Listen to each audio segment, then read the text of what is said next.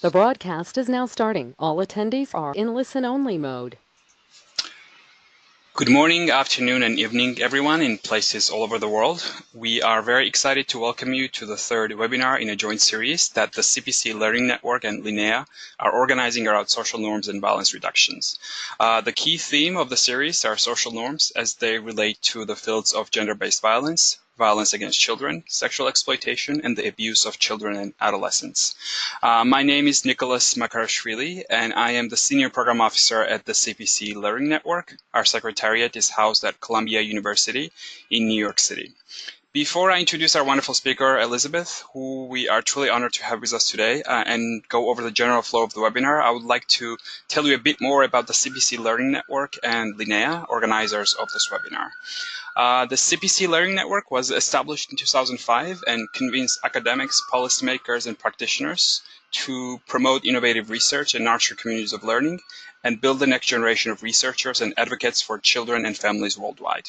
In addition, the CPC Learning Network, along with WHO, chairs the INSPIRE Working Group, promoting evidence-based strategies to reduce violence against children. We are excited to be partnering with Linnea, Learning Initiative on Norms, Exploitation, and Abuse to bring you this exciting webinar series.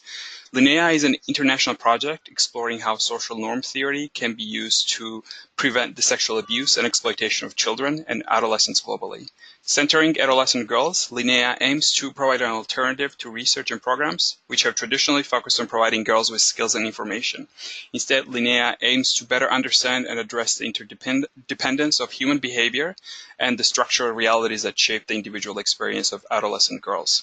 Linnea was established in 2014 and is nested within Gender Violence and Health Center at London School of Hygiene and Tropical Medicine. The topic of today's webinar is Challenging Evaluation Norms, Photovoice, Sensemaker, and Assessing Social Norms Change Interventions. On today's webinar, our wonderful speaker, Elizabeth Brezovich, whom I'll introduce in a little bit, will be sharing how the evaluation of CARE's Tipping Point project applied Sensemaker and Photovoice to identify changes in social norms about adolescent girls in Nepal and Bangladesh. In terms of the flow of the webinar, soon I'll turn it over to Elizabeth for the presentation part, which will be followed by 20 minutes of Q&A. The Q&A box and the questions box will be open during the presentation, so please feel free to send us your questions during the presentation, and we'll try to get to as many as we can during the Q&A part. Elizabeth Brezovich is a senior technical advisor at CARE's Tipping Point project, where she leads social norms measurement work. She guides the design and implementation of interventions and evaluation research for child marriage prevention using an adolescent girls' empowerment and social norms change approach. Previously, she has worked across a variety of UN, NGO, and grassroots organizations on issues related to women's political and economic empowerment, engaging men for gender equity, strengthening public institutions' gender mainstreaming, and refugee and immigrants' rights. And with that, I will turn it over to Elizabeth.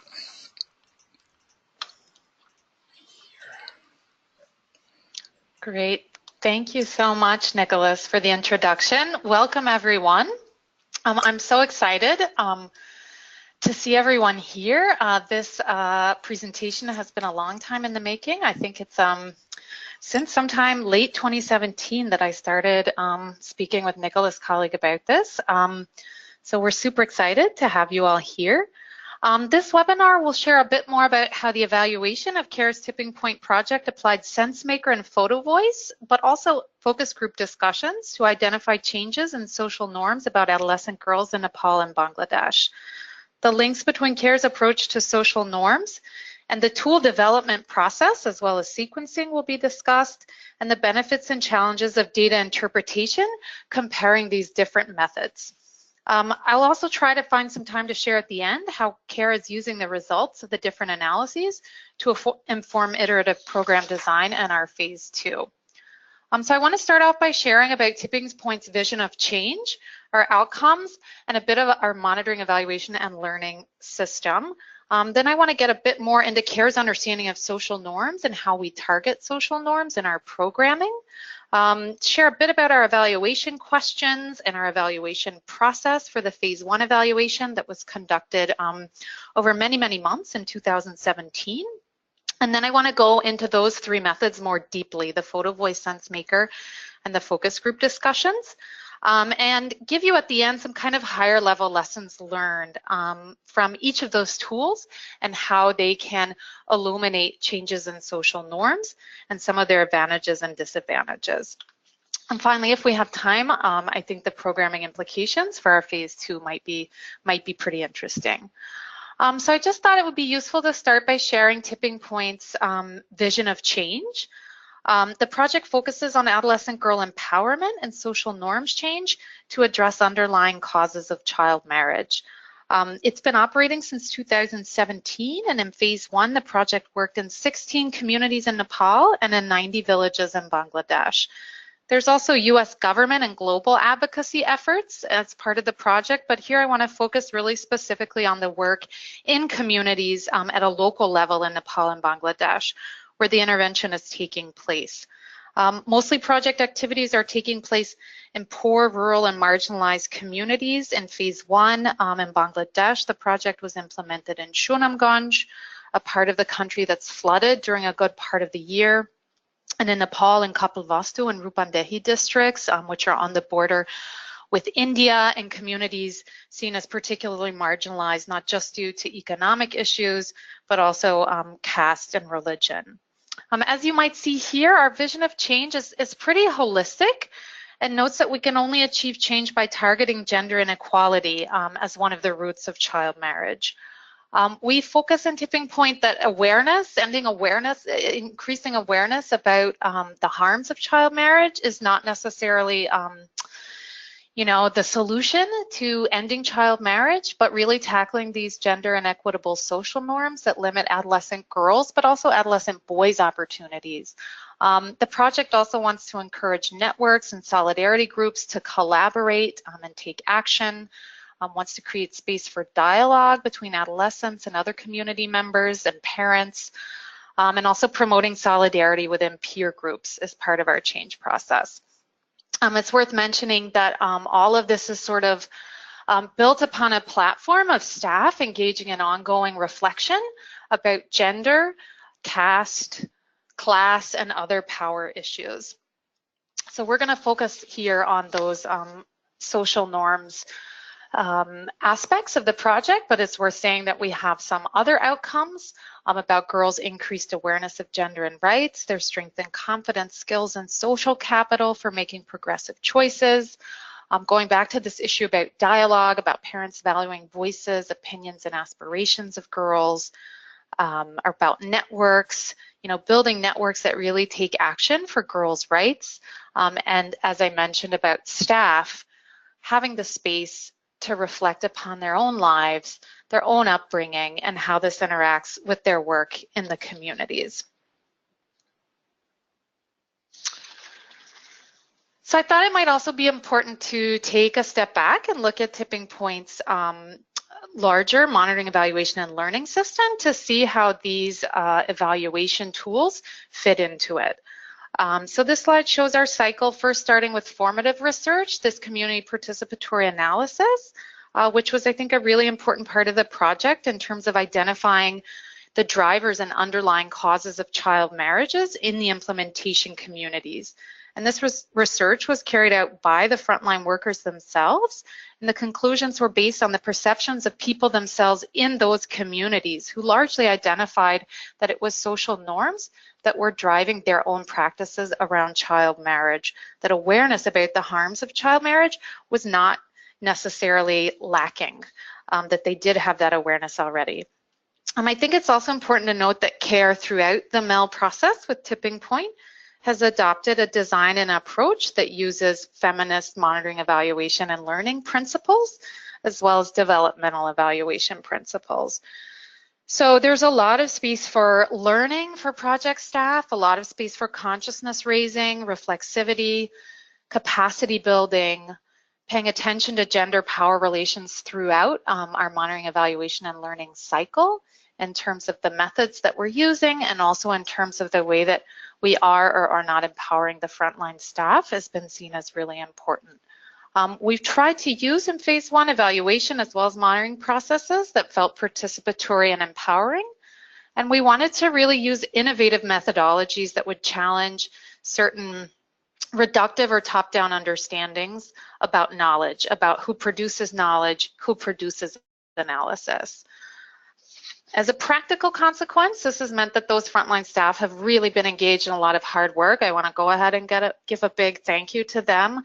We won't go into details here about the monitoring system, but their use of outcome mapping and outcome journals was also really key in capturing those first bits of change in social norms in the communities.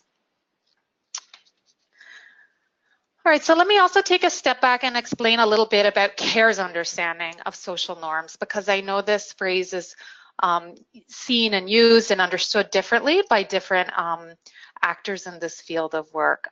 So from our understanding, based on kind of academic research, as well as the practical on the ground work, social norms are about unspoken rules of behavior within a group about what's considered acceptable. And there are two kinds of social expectations, what I think other people are doing and what I think other people believe that I should do. These are normative and empirical expectations. I'll get into that in a bit. An important part of social norms is the reference group, so whose opinion would actually matter to us in terms of who would influence our behavior. Another important part of looking at a social norm is the sanctions, the reactions of others when we go against social norms, the sensitivity of people to sanctions, whether they're willing to go against a social norm despite sanctions, and the exceptions, the situations under which a person could go against expectations without having sanctions. So that kind of helps us understand what we see as social norms. But in terms of looking at social norms change, CARE, a lot of great colleagues of mine developed this social norms analysis plot framework. It was guided to develop actually vignettes, which is another tool that has been used by CARE in focus group discussions to look at social norms change. You'll see here the different components, normative and empirical expectations, sanctions, sensitivity, and exceptions. You'll see here kind of some sample responses or ideas that you might see in focus group vignettes. So a lot of people might be familiar with this SNAP tool in terms of vignettes, in terms of these short stories about a situation that a girl or that a parent might be faced with, and then kind of doing a focus group where the community members discuss what might be some of those sanctions, what might be some of those exceptions. So today, though, I want to focus a bit more on how Tipping Point Project used this SNAP framework to actually develop other kinds of tools other than vignettes. But before we jump into that, a little bit of extra background here is about CARE's design principles for social norms change. And I think this is really, really important because this is kind of for us what distinguishes work that we do where we're trying to change social norms from work that we might be doing where we're trying to increase awareness or where we're trying to work for behavioral change.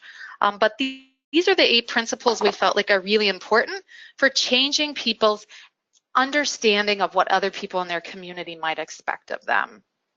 So one is about finding early adopters, finding people who are already maybe going against social norms that limit girls' opportunities, bringing them together, using future-oriented positive messaging so that people might imagine that defying a certain social norm might actually create a more positive future, creating dialogue spaces where we challenge assumptions that maybe everyone holds the same view, or that maybe everyone has the same experience, having public debates, expecting others to get involved and others to stand up for girls' rights.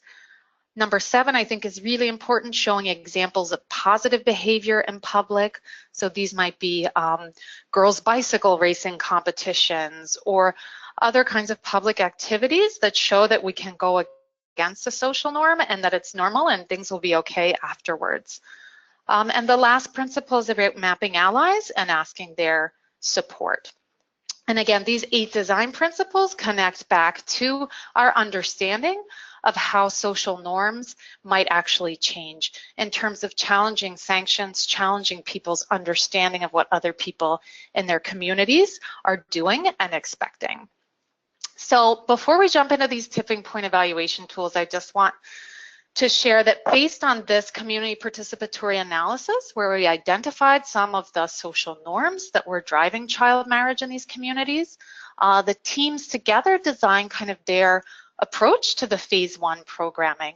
And these are the main kind of 3 platforms that were ongoing in the community. So there were girls and boys groups that had regular meetings. In Bangladesh, these were called fun centers. They also participated in and organized some of those public events that I mentioned in those social norms design principles. Then there were meetings for parents of the adolescents that were in these girls and boys groups where they got general information, and they were also encouraged to come to public events.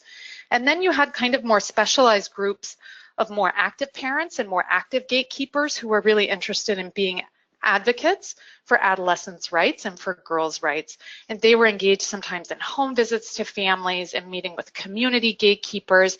And they were really key support people for helping boys and girls when they were organizing certain public events that went against actually social norms. So we had some key evaluation questions when we wanted to look at what had changed in these communities in terms of those social norms that had been identified. I should mention that in that community participatory analysis, one of the core things that came out was the linkage between family honor and parents' sense of needing to perhaps marry their daughters off before they reach the legal age of marriage. That there were a lot of concerns about preserving family honor based on risks that they felt that might happen from adolescent girls' behavior. So here are just a few of them related to freedom of movement, related to girls playing sports and bicycles, communicating with girls. These are all kinds of behaviors by girls that once they hit puberty, that their worlds really start to become restricted in these communities, and that people in the communities expect them not to engage in these behaviors, and that people in these communities also expect parents to restrict girls' behaviors. So in that community participatory analysis, marrying girls was seen as a way to keep these risks from happening. So in our evaluation, we wanted to look really specifically at, something that was a bit more concrete than kind of family honor, but look very specifically at how social norms around girls' freedom of movement, around girls being able to play sports, how have these social norms changed? So we had some specific sub-questions as well, and you'll see that these link directly back to CARE's SNAP framework, right? About what do people think that others expect of them in terms of each of these social norms. What do people think has changed regarding the sanctions if they don't follow these norms? What has changed in terms of girls or parents' willingness to go against these norms? I should say also boys, because there were a number of social norms about boys that we also discussed and did programming around. Also about whether there have been changes in other social norms. And finally, we wanted to look at what had been some of the actual sanctions in these communities for girls or boys or parents. We wanted to see, are we maybe causing some harm by asking girls or boys or parents to go against social norms? Or would it be possible that maybe some positive deviance, some of these early adopters might be seen positively?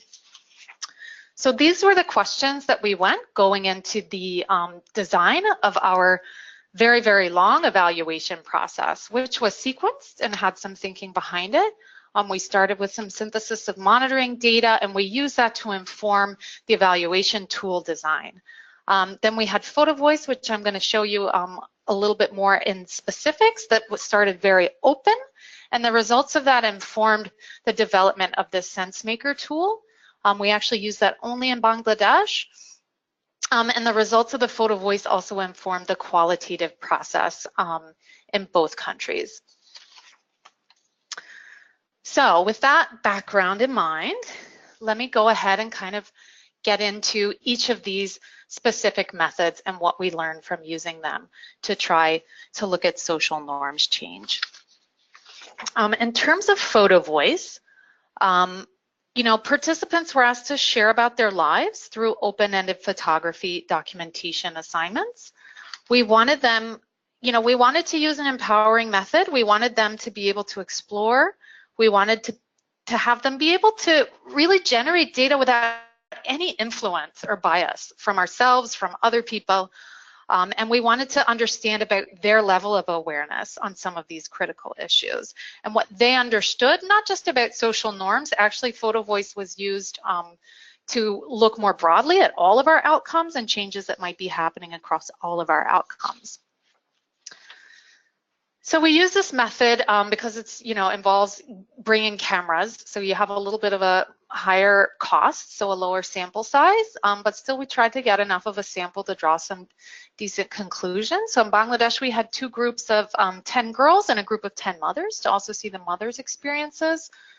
And in Nepal, we had 2 groups of 11 girls and a group of 11 boys to also see the boys' experiences in Nepal. The assignment they got was very, very broad, just to think about their life 2 years ago and think about it now. And what were some of the changes that had taken place, good and bad? And we just said, now go and photograph these changes.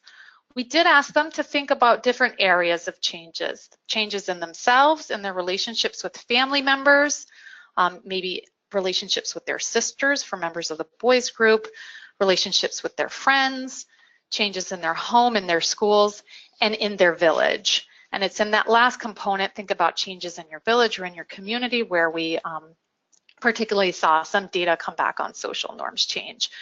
So they got cameras, they got information on how to use them, how to get consent, learned how to take pictures. They took pictures over the course of about a week. And at the end of the week, they were asked to select 20 images and narrow those down to their 5 most important images, 5 images that were most meaningful to them. Then they shared in a focus group why those 5 images were important to them, but captions were documented and written down for all 20 of their most important images. Then later, those pictures and captions especially were analyzed for themes and trends related to the evaluation questions. So here's just kind of one example of where you see kind of a mix of, different outcomes, changes in different outcomes related to girls' agency, as well as social norms coming out, and one kind of bit of data here. I have in brown here just this social norms aspect. Earlier, the villagers used to criticize. They used to say, look at her as being a girl, she's riding on a bicycle. But now they've changed. So we see that now these kind of sanctions on defying certain social norms have reduced over time. I should say that most of the pictures gathered focused more on girls' increased agency and on changes in gender roles, but definitely this open-ended prompt enabled some participants to spontaneously document any kinds of change. And so we had some social norms change captions and pictures about issues like girls playing football, riding bicycles, men and boys sharing more responsibility for household work with less stigma around that, menstruation norms. So some of our lessons learned, because we use such an open prompt, of course, we got pictures that related to all of the outcomes, and it was not necessarily focused on social norms.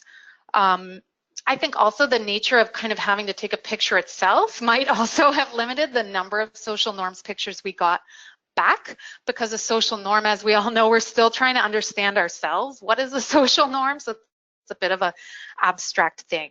At the same time, I think the fact that we got quite a number of pictures on social norms really affirmed to us how important this change is in girls' lives, and that it is actually happening, and that they're able to bring those images back when we're not even asking anything specific about social norms. Really, for us, was an interesting affirmation. All right, the next method that I want to get into, and there's quite a bit more examples here, is Sensemaker. So Sensemaker, I don't know how many on the webinar are familiar with this method. It's kind of a narrative-based approach. You need a very large number of stories, micro-narratives, and you try to detect patterns within those micro-narratives. And it's the storytellers themselves who do the primary interpretation of their own stories. Again, going back to our desire in phase 1 to test out some methods that would really challenge kind of top-down survey or FGD style of data collection. So the prompt that the respondents got was to share a recent experience about a challenge that you or another girl in your village faced and how she dealt with this challenge. What happened, who was involved, how did it end? If it was a parent who was being interviewed, they said it could be their daughter or it could be another girl in the village. If it was a boy, they said it could be your sister or it could be another girl in the village. It's important to note we, for evaluative purposes, wanted to try to compare participants and non-participants in our programming. So that half the data set was from participants, half from non-participants. There were about 875 stories gathered. You need quite a huge number of stories when you want to break it down and look at patterns by fathers, mothers, boys, 2 different girl age cohorts, and then looking at differences between participants and non-participants. Yeah, so this just shows you kind of the tabs used to gather the data, and I'll show you in a little bit for those who aren't familiar how this dyad and triad system works. Once again, I want to remind you that we had some certain social norms in mind that we wanted to be looking for change in, and we tried to use that to inform the development of the tools. So with these triads in Sensemaker, for those who don't know, you tell your story, for example, about a 1-paragraph story, and that's recorded, and then you're asked by the interviewer some follow-up questions. For example, you're asked, in your story, what influences the behavior of parents? And I don't know if you can see my mouse now, but for example, if you feel like it was money that totally influenced parents' behavior, then the storyteller will be asked to put their dot in the very top of that triangle. If they felt like it was knowledge that influenced parents' behavior, then they'll put it here. Family honor, they'll put it here. If they feel like it's all 3 of those things, they might put their dot in the middle. If they felt like it was a bit of family honor and a bit of knowledge, then they'd put their dot here, kind of in between there. So you're looking later at patterns across 800 different stories of where people are putting their dots. That's the richness of the data here. So some of the items that we tried to use to ask people to analyze the role of social norms in their stories was looking at in their story what made things difficult for girls and giving one option here for social expectations or pressure as compared to lack of skills or lack of supportive relationships, right? There's a lot of programming, that's focused more on building up girls' skills, right? Building up their knowledge. We wanted to see in the stories that girls are telling, as well as the stories parents or boys are telling about girls, is it more about lack of skills, making challenges for girls, or is it more about social pressure? We had kind of similar options for parents about what influenced parents' behavior. We asked about how the girl behaved in the story. So in the story, is she doing what she thinks other people expect her to do, what she's told to do, or what she wants to do? And I'll show you later some examples of data that came out of some of these. In the story, do parents do what they think people expect of them, or are they telling the girl what to do, or are they just letting her do what she wants? Again, Sensemaker was also used to gather information on some of our other outcome areas, but I just wanted in green here to highlight some of those social norm items here. Sensemaker also uses dyads, where you put a dot kind of along that line based on where you think there's more or less of that element in your story. So for example, the second dyad was in your story. Sorry, it's a bit small here. Do you believe that the girl behaves in a way that is a very good example for other girls or a very bad example? And the person could place their dot anywhere along the spectrum of this line. So that gives a little bit more information and richness for the analysis later. Another important item was looking at the behavior of different people in the stories. The interviewer was asked how people behaved. So whether the girls in the story defied traditions and social expectations, or if the girls in the story were mostly behaving in ways that went along with traditions and social expectations. And the same was asked for the behavior of boys, mothers, fathers, or other adults in the story. We also had a multiple choice question in there about whether the situation described was socially acceptable, unacceptable, but no one said or did anything about it, or unacceptable and someone did say or do something about it. Here we were trying to capture a little bit more whether some sanctions were involved. We had some additional questions that are just kind of worth knowing because they added to some richness of the analysis. Participants were asked to choose from themes of their stories, and there we added in some options into that multiple choice question that were some social norms identified in that formative research. They were also asked if the girl in the story is a respondent, it's a respondent herself, or whether that's a relative of hers, kind of what the relationship is. For parents, is it their daughter, or is it someone else? Or whether the girl in the story was a member of the girls group, a member of that fun center, or not. And that gave us a lot of extra information to later be analyzing how people are perceiving and sanctioning or not sanctioning the girls in the girls groups as they're doing different activities that might be defying social norms. They were asked also who else is involved in the story, whether what happened to the girl in the story had a good, bad, or neutral outcome for her. Again, this was important as part of checking in with our do no harm approach. They were also asked what kinds of public activities the storyteller, the respondent, might have observed in their community to kind of try to cross-check whether there were any correlations between observing some of these public social norms challenging activities and the person's own storytelling, as well as the person's own attitude questions. We had a few attitude questions at the end, which we tried to cross-analyze with some of the other patterns. There was also some items about whether the girl in the story felt safe or unsafe in the story. So here's one example just of a theme analysis. I want to show you all some different kinds of analysis you could do with this data. I don't want to go too deep into it because we literally have so much rich data. That was, I think, important learning for us from Sensemaker, that you really can get quite a lot out of it. But here you see some of the themes that were chosen to include as options in the multiple choice based on that formative research we did. We asked people if the story was about a girl's honor, if a story was about the freedom to move around for the girl, if the story was about dowry or about menstruation or about household chores. Marriage, some of these marriage options stories were quite related to social norms, as well as some romantic relationships as well.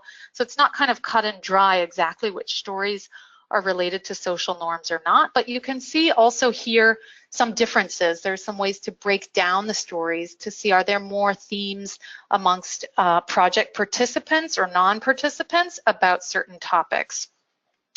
Like you could see here, for example, that the Fun Center girls told relatively more stories about marriage and more stories about safety and security, whereas girls who were not in the Fun Center shared relatively more stories about income. So that's kind of an example of a first level kind of basic analysis that you can do with the data.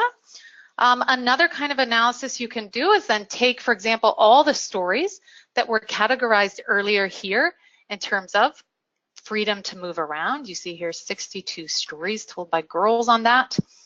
You can filter out those stories and then look at patterns in different dyads and triads. Yeah, and you can also compare stories told by girls with stories about mobility told by parents and boys. For example, here you'll see that parents and boys tend to put a little bit more, tend to tell stories where they're saying later that parents are much more influenced by these social norms than girls.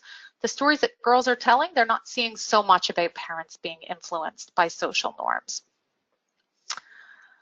Another kind of analysis that you can do using some of these dyads, I shared earlier that there was a set of dyads about whether people within the story were behaving according to or against social norms. So this was kind of interesting that you saw generally in the story that most of the characters were described as behaving according to traditions, except boys. Boys' roles in most of the stories were described as defying traditions. And maybe I'll get into that later if you all have some time. A lot of that was due to the nature of the roles of boys in the stories, which were very often about romantic relationships. Here's an example of where we tried to look at, are there sanctions now coming about for girls who are involved in some of these social norms defying activities. We wanted to just check in with that. And we saw, for example, if you compare stories about girls who are not in the fun center with stories about girls who were in the fun center, that parents in general viewed the behavior of the girls participating in these groups much more positively than they viewed the behavior of non-fun center girls. And again, this might be a little too much. I just want to give you all a taste of the kinds of analysis that's possible here. A more higher level analysis where you're plotting, on one axis the behavior that's defying traditions versus going along with traditions, and then on the other axis here about whether the respondent is saying that this girl is a good or a bad example for other girls. So here you can see that there's not too many stories where the girl is seen as defying tradition, but she's seen as a good example. And sometimes when you find interesting patterns with the Sensemaker data, that's a moment where you can go in and try to look at some of these micro narratives and do a little bit of textual analysis about what's going on with these stories. So here it was a girl who had experienced a lot of resistance and a lot of social sanctions playing football, but she continued and persisted. And now she's saying that there are actually lower social sanctions. So she's kind of finding herself in that quadrant here with not a lot of other stories, but a few of where she's defying traditions, but she's classifying that the girl in her story is now seen as a good example. Here's another example of some pretty higher level analysis where if you pull out, for example, these mobility stories and you compare project participants with non-project participants, you can see a little bit of a difference, that the majority of parents and boys who are participating in these tipping point groups seem to believe, they tend to more say that, okay, following tradition in their stories, they tend to more be saying girls are a bad example. Whereas community members not involved in our projects tend to be more likely to say that in their story, the girl behaving against traditions and social expectations is a bad example for other girls. So you see in this way a little bit that the parents and boys involved in the project are a bit more supportive when girls might be defying certain social expectations. So a few conclusions. There's a huge wealth of data and analysis, and I think for all of us, it was a real learning experience to try to use this method of Sensemaker to look at social norms change.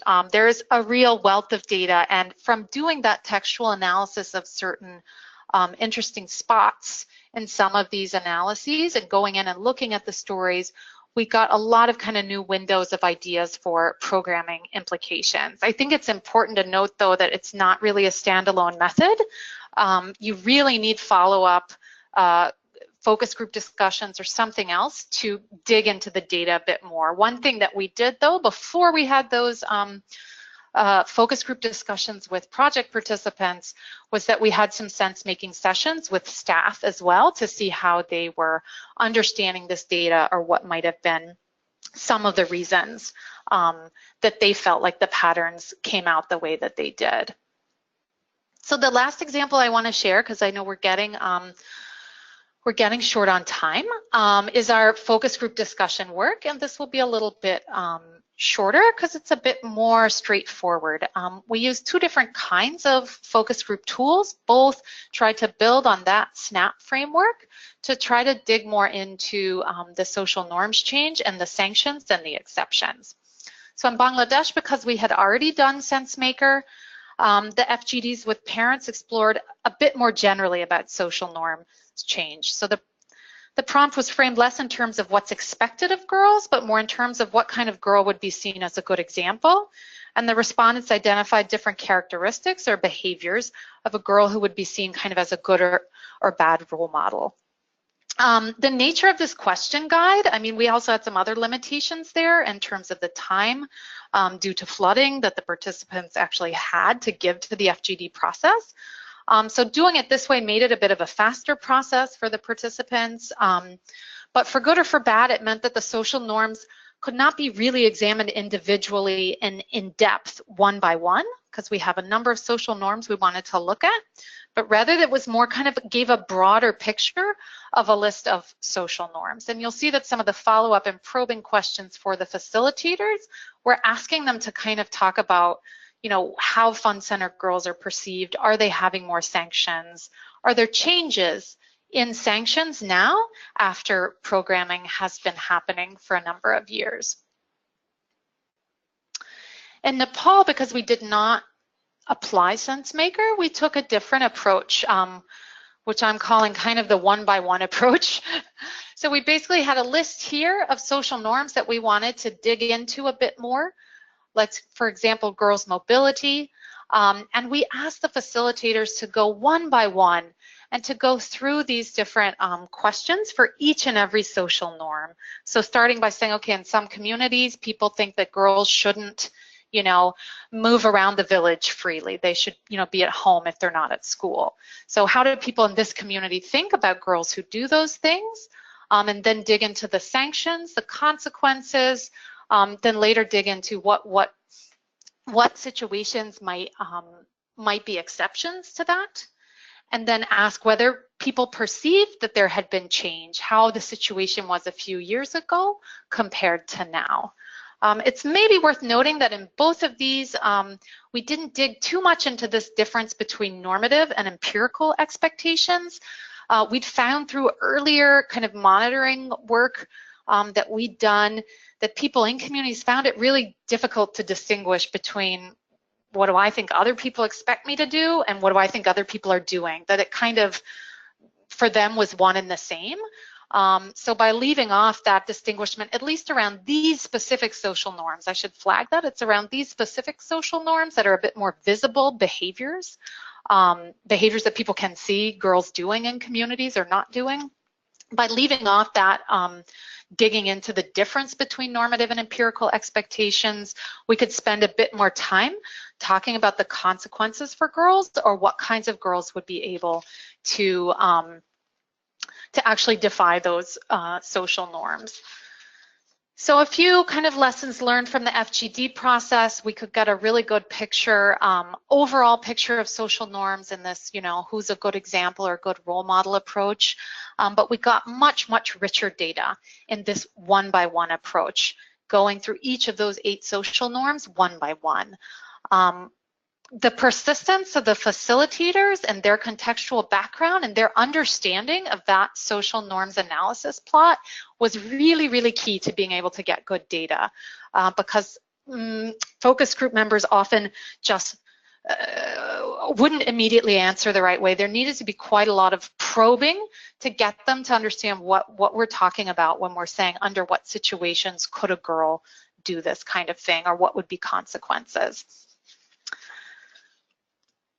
So looking again at these different methods that we tried to use to kind of challenge, try to learn about measuring changes in social norms, but also to try to challenge kind of more traditional data collection methods. I would say with Photovoice, we really found with confidence that using even a super open prompt that social norms change was real and important to girls. And I would say in the future, and maybe some of you all have done this, I think if we used a more specific prompt about social norms and gave us an assignment that was really focused on that, that we could get a lot richer data about how girls or boys or parents are perceiving social norms change. And in terms of methods and really kind of challenging these reductive methods, I would put it as the highest method because it was a very empowering experience for those participants. You could see it. You could see it in the way they interacted, and we're still hearing reports back about it, that they could learn to take pictures, that they could see that they could take amazing pictures, and that they themselves could analyze their own pictures. For Sensemaker, amazingly rich, nuanced data, covered so many social norms. These 875 micro-narratives are also so rich. One challenge, again, it's a very complex method, and it's a very complex process of analysis to try to draw conclusions from it, and it needs other methods as well. But definitely centers the respondent's experience, and it also is a much shorter time investment, let's say, for the respondent than spending a week with a camera, or than spending maybe 90 minutes or 2 hours in a focus group discussion.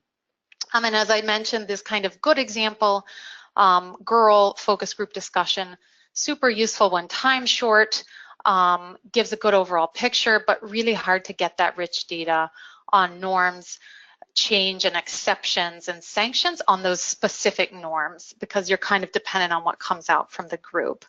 And finally, this kind of one-by-one approach, you know, I would say is about as empowering as kind of your average focus group discussion, where you're really trying to center the respondents' experiences, but it is a really structured tool, and it leaves less exploration for other topics if you really want to get through those social norms that you're wanting to focus on. But as compared to vignettes that have a story that they start with and walk people through maybe hypothetical situations if the character in the story does different behaviors, using this one-by-one approach was seen by the facilitators as a much quicker way to get a lot of data on different social norms. Looking at time, I might skip quickly or just cover one or two of these reflections. You know, we saw that we had some really positive changes in certain social norms in terms of girls riding bicycles, speaking out, advocating for their rights, playing sports and mobility. And for our phase 2 programming that's really inspired us, you know, we're trying to streamline our programming and take kind of the best activities to start implementing in new communities, and that's really informed us in terms of taking a really systematic approach to planning and developing and implementing those public activities that really worked to challenge those norms. Then we had some other social norms that are a bit stickier, right? On dowry, obviously anything involving, you know, money and connections with honors is going to be maybe a harder change process. Some other tricky norms around the stigma around intercaste marriage, marriages by choice, people's perceived understandings of whether girls are or not talking to boys or men. Those are some norms where we saw a bit less change. So some things that we're trying to do in our next phase is address these issues a bit more explicitly within group sessions, these links between family honor and the other topics, family honor and girls' behavior, family honor and dowry, and try to develop some more public activities that might actually address these issues head on. So I want to just give a shout out to my colleagues who developed this brief here, applying theory to practice. I think if you're interested in the social norms analysis plot, this gives a great summary. It does not include these last findings that I've shared with you in this final experience, but is based on a lot of CARE's earlier experiences. And if you're interested more in some of these public activities that the girls and boys came up with to try to defy the social norms in their communities, you can check out our website, this innovation series, and hopefully soon we'll be putting out some of these evaluation findings, and I definitely encourage you to check that out. I want to thank so many of the colleagues who have worked tirelessly on this project, as well as in the data collection process and the reflection process. Our partner organizations, ASD, Jashish, SSS, DSDC in Nepal. We have a new partner we're working with in Bangladesh, GBK, and thanks also to the Candida Fund and to all the CARE staff in CARE Nepal and Bangladesh who worked so hard to get this data and to participate in the analyses process, and to the researchers and data collectors as well. So thank you all, and I would love to hear questions. All right. Thank you so much, Elizabeth. That was fascinating. So let's get started with the Q&A. I already see some questions here. and we'll try to get to as many as we can in the next 10 minutes. You please feel free to type in your questions in the questions box, and we'll try to get to them in the next 10 minutes. So the first question that I'm seeing is a question around how much time did it take to plan, implement, and analyze the evaluation data collected in total, and for each of the Photovoice and Sensemaker methods.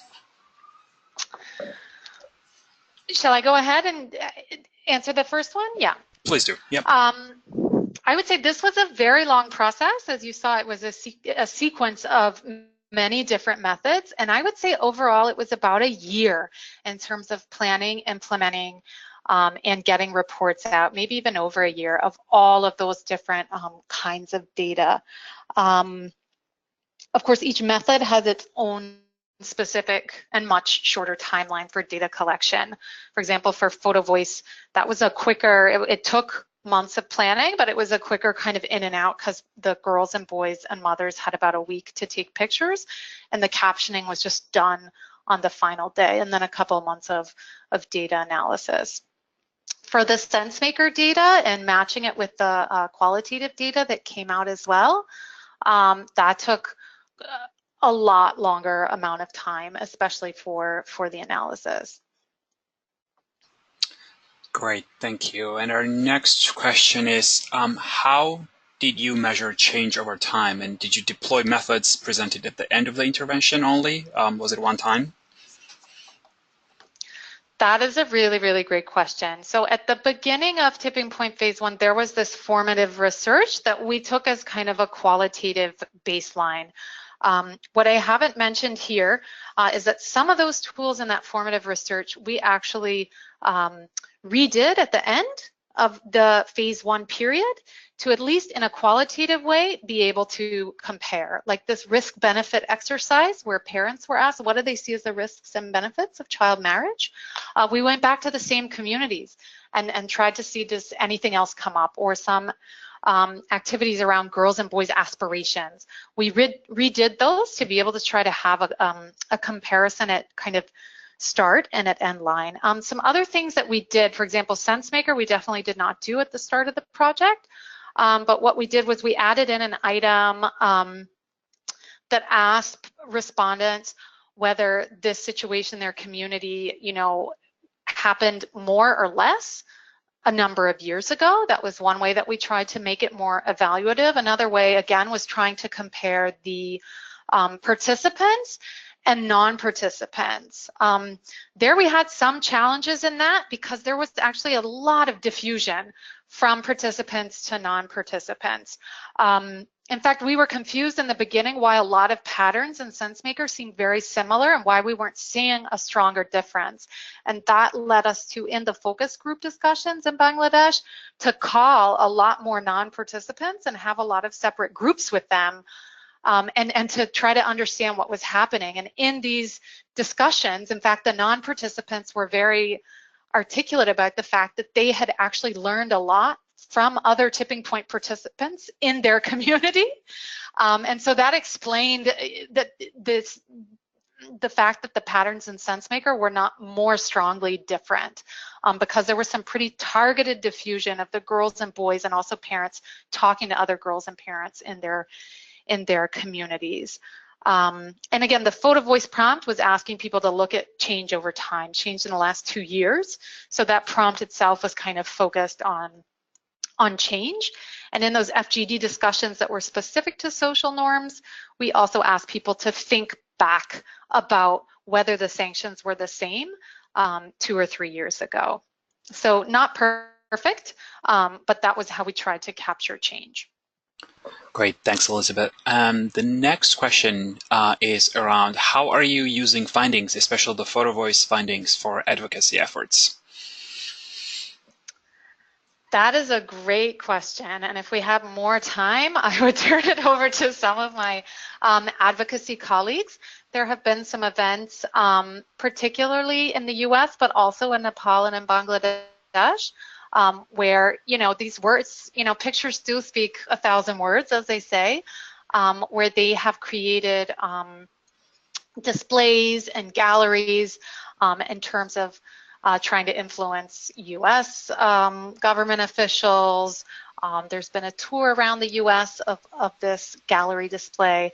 And in Nepal and in Bangladesh at the local level, they have shared and gotten community feedback, and I think they have some bigger plans as well for using these pictures for advocacy. Great, thank you. I have a lot of questions. So is there a way that the evaluation tools can map long-term sustainability of the change brought by interventions? That is a fantastic question. And I would say, you know, at the moment that is hard to conclude. I mean, the intervention, because the formative research took quite a long time, the real intervention, particularly the aspects of it that were specifically targeting social norms, were only over the period of maybe a couple years. One way that we're trying to kind of understand how social norms change processes happen is, again, by looking at these exceptions. And where we did see in some cases, to be honest, that for some social norms, it seemed that now it's okay for a member of one of the girls' groups to do this social norms defying behavior, but maybe not okay for other girls in the community too. So that definitely, for us, is a heads up about sustainability, right? Because obviously we want it so that the whole social norm changes for all adolescent girls, and that it's not just staying in that kind of exception zone. But I think that's something that is a broader question for the entire field of research around social norms change. Great, thank you. And I see two questions around the budget. So I will ask, how much did it cost to go through the whole process? And how can you support or collaborate with interested organizations to implement this approach in other geographies? Wow, that is a great question, and one that I will confess I didn't come prepared to answer. So I would encourage that person to reach out to me privately. Definitely Sensemaker is an expensive method because it requires so many micro narratives. At the same time, you really do get a lot of rich data out of it. So it's kind of a cost-benefit analysis, I guess. Great, thanks. And our next question, did you change your intervention mid-implementation based on the findings? If so, how do you know what worked? I don't know if that.